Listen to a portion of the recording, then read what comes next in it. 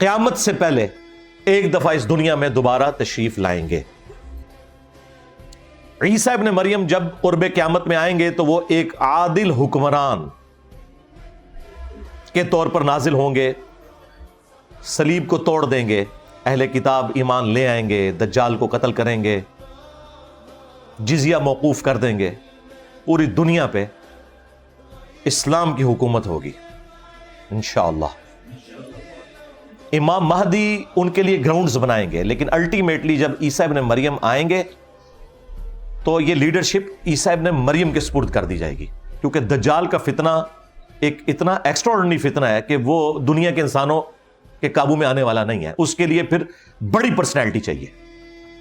اور وہ عیسیٰ ابن مریم۔ وہ 40 سال تک دنیا میں حکومت کریں گے، اسی دوران وہ شادی بھی کریں گے، ان کے بچے بھی ہوں گے، یعنی ان کی عمر 73 ایئرز ہوگی، 33 وہ جو دنیا میں گزار چکے، 40 ابھی انہوں نے گزارنی ہے۔ اور نمبر 5 عقیدہ ان کے بارے میں یہ ہے کہ جب وہ فوت ہوں گے مسلمان ان کا جنازہ پڑھ کے انہیں قبر رسول صلی اللہ علیہ وآلہ وسلم کے ساتھ روضہ شریف میں دفن کریں گے۔ یہ جو 5 عقیدے ہیں نا، یہ قرآن و سنت کے اندر بڑی تفصیل کے ساتھ بیان ہوئے ہیں، اور سب سے بڑی بات یہ ہے کہ امت میں ان 5 عقائد کے معاملے میں کوئی اختلاف نہیں ہے۔ یہ چند وہ مسائل جن کے اوپر اجماع امت ہے ان میں سے ایک ہے۔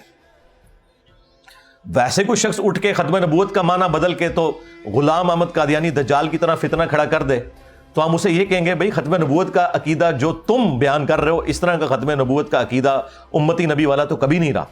یہ تمہاری خرافات ہیں۔ اسی طریقے سے آج کا کوئی فلاسفر یا کوئی ماڈرن عالم دین کھڑا ہو کے کہتا ہے کہ نہیں میں اس عقیدے کو نہیں مانتا، تو بھی تمہاری خرافات ہے۔